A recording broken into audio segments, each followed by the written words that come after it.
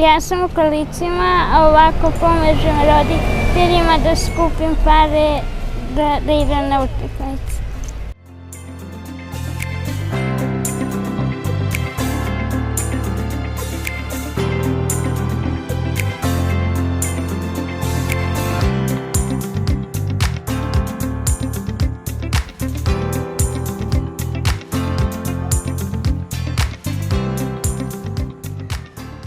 Mi smo hteli da potrošimo vreme na pametne stvari, kako bi skupili pare za člansku kartu.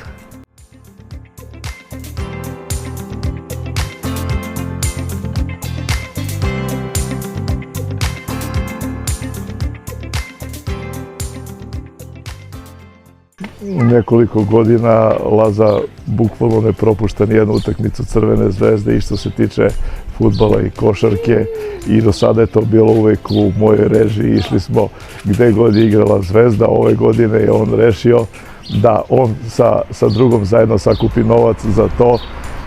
Ima veliku želju da gleda Zvezdu u Evropi ako izbori Ligu šampiona i da na nekom gostovanju u Evropi ide da je gleda, i zbog toga je rešio ceo raspust da posveti tome da sakupi novac da bi gledao Zvezdu.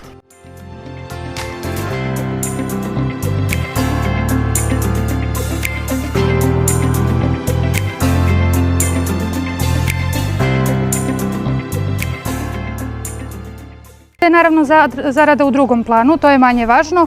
Važno je da oni razvijaju naviku da moraju da se bore za ono što im je u životu potrebno. Sav novac koji zarade naravno ide u njihovu kasu, a oni su već rešili kako će to da potroše i na koji način, u to nećemo da ulazimo.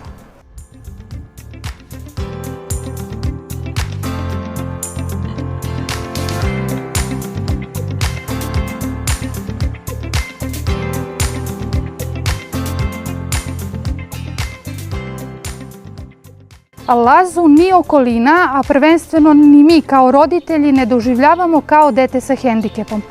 Njegovo najjače oružje je njegov osmeh i sa tim osmehom on sve nedaće prevazilazi. Jako sam srećna što je i u okruženju i u školi mnogo lepo prihvaćeno dete. Sam taj polazak u školu za nas je bio jako stresan pre nego što je krenuo. Međutim, kad je krenuo u školu vidjeli smo koliko je sve zapravo lako. Ne doživljavamo kao nikakav hendikep za njega. On je skoro pre možda mesec i nešto dana smo bili zajedno i na Evropskom prvenstvu da gledamo Srbiju na 2 utakmice u Minhenu. A što se tiče same te njegove želje i volje, to je nešto što nas oduševljava dodatno.